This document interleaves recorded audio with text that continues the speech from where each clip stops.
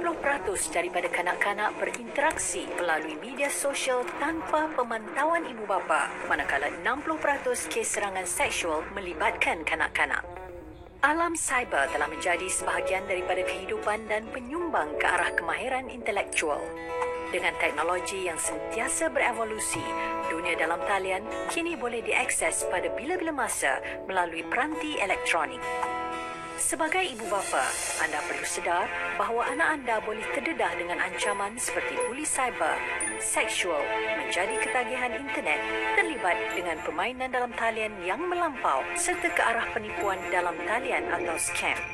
Jadilah ibu bapa yang hebat di alam cyber, proaktif, mendidik, bersahabat, mengawal selia dan memimpin mereka. Sentiasa bijak, sentiasa selamat bersama ke arah kesejahteraan cyber.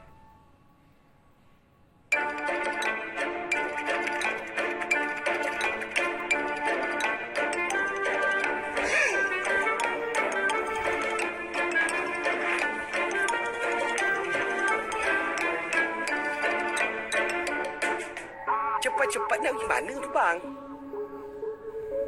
Aku kat sinilah.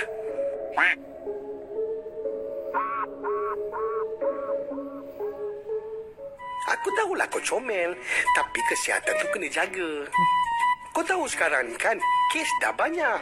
Habis tu kenapa kau tinggalkan aku kat sini? Pandai pun.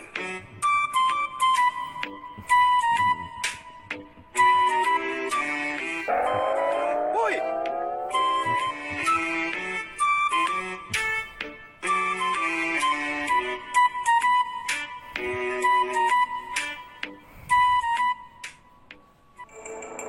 Saya merasa sunyi dan perasaan sedih berpanjangan. Saya sering menyalahkan diri dalam setiap permasalahan. Saya kerap mempunyai pandangan negatif terhadap diri sendiri. Awas! Itu tanda-tanda kemurungan. Jangan pandang remeh kerana masalah kesihatan mental di Malaysia dijangka menjadi masalah kesihatan kedua tertinggi selepas penyakit jantung. Jangan biar emosi mengawal diri anda.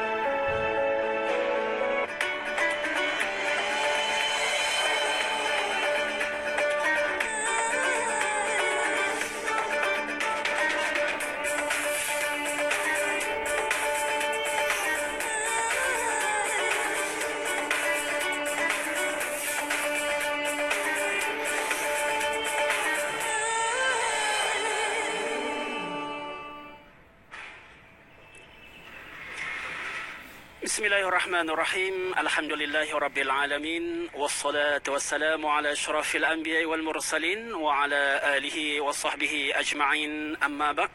Assalamualaikum warahmatullahi wabarakatuh.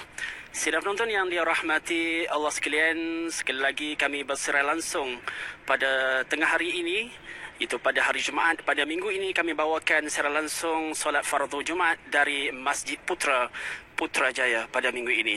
Dan tajuk yang akan dibincangkan pada minggu ini iaitu menyingkap rahsia taubat. Jadi khatib yang bertugas meraka imam pada minggu ini iaitu yang berbahagia Tuan Haji ataupun Ustaz Haji Abdul Karim bin Zakaria, Imam Masjid Putrajaya. Jadi tanpa melengahkan masa, tuan-tuan dan puan-puan yang dirahmati Allah sekalian, jom kita menelusuri tajuk khutbah yang akan disampaikan melalui intipati-intipatinya sebelum kita mendengar khutbah yang akan disampaikan sebentar nanti. Jadi untuk kita nak tahu, untuk kita nak menyingkap rahsia pintu taubat atau rahsia taubat ini, marilah kita sama-sama dengan khatib yang bertugas pada hari ini iaitu Ustaz Haji Abdul Karim bin Zakaria. Assalamualaikum Ustaz. Assalamualaikum warahmatullahi wabarakatuh. Apa khabar Ustaz? Apa khabar Ustaz? Alhamdulillah, lama kita tak jumpa. Okey. SOP kena jaga ni tuan-tuan, kan? SOP.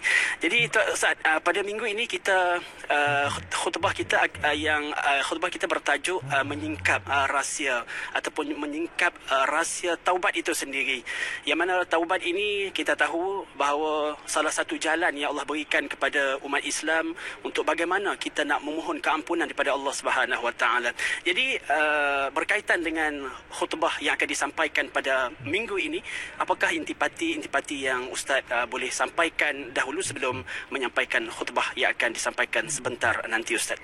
Baik, terima kasih Ustaz Imran Abdul Rahman, sahabat saya. Alhamdulillah, wassalatu wassalam ala Rasulillah wa ala alihi wa sahbihi wa man wala. Seperti mana yang disebutkan tadi, tajuk khutbah kita pada hari ini iaitu menyingkap rahsia taubat. Dan taubat ini akan membicarakan, khutbah ini akan membicarakan berkenaan malapetaka yang menimpa negara kita pada hari ini dan seluruh negara secara umumnya. Dan seperti mana kita tahu, Allah Subhanahu wa taala berfirman, a'udzu billahi minasyaitonir rajim, wa lanabluwannakum bisyai'in minal khaufi wal ju'i wa naqsin minal amwali wal anfusi wath thamarat wa basyyiris sabirin. Allah akan uji kita dengan pelbagai-bagai ujian. Jadi di antara ujian itu ialah Allah memberikan kita rasa takut dengan wabak yang melanda pada hari ini, Ustaz. Dan dengan itu kita sebagai umat Islam disuruh supaya menghadapi ujian ini dan menerima ketentuan qada dan qadar ini dengan hati yang tenang, dengan hati yang terbuka, dengan penuh keimanan kepada ketentuan Allah Subhanahu Wa Taala itu sendiri. Dalam pada itu usaha kita mengikuti segala nasihat ketetapan pihak kerajaan. Kita juga dituntut supaya sentiasa bermunajat dan berdoa kepada Allah Subhanahu Wa Taala.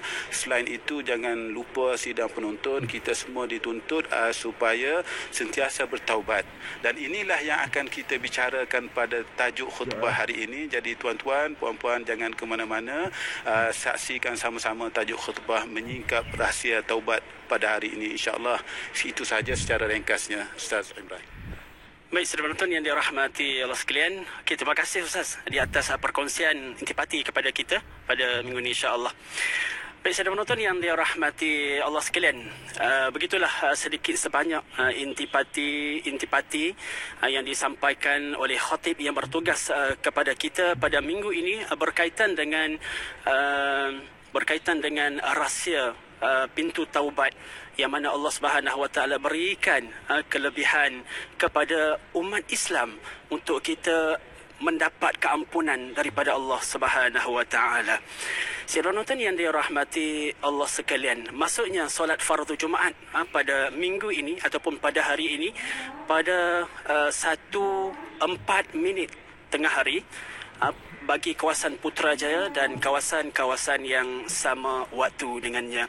Jadi mudah-mudahan kepada anda yang pada hari ini telah pun berada di rumah-rumah Allah Subhanahu Wa Taala, itu adalah satu kurniaan daripada Allah Subhanahu Wa Taala untuk diri kita kerana kita terpilih pada minggu ini. Tetapi kepada anda yang tidak ada ataupun tidak boleh bergerak untuk ke rumah Allah pada minggu ini, yakinlah, percayalah bahawa Allah Subhanahu Wa Taala masih memberikan rahmat kepada kita semua. Kerana kita sekarang ini berada di dalam keadaan pandemik COVID-19, bukan melanda Malaysia sahaja, bahkan melanda seluruh dunia. Inilah satu ujian daripada Allah Subhanahu Wa Taala sebenarnya kepada umat manusia, khususnya kepada umat Islam itu sendiri, untuk kita bermuhasabah, untuk kita bermunajat kepada Allah Subhanahu Wa Taala. Kerana mungkin sebelum ini kita tidak sempat untuk kita bermuhasabah diri kita kerana sibuk dengan kerja, sibuk dengan tugas harian kita, sibuk menguruskan bisnes dan sebagainya. Tetapi dengan kurniaan, dengan ujian yang Allah Subhanahu Wa Taala berikan kepada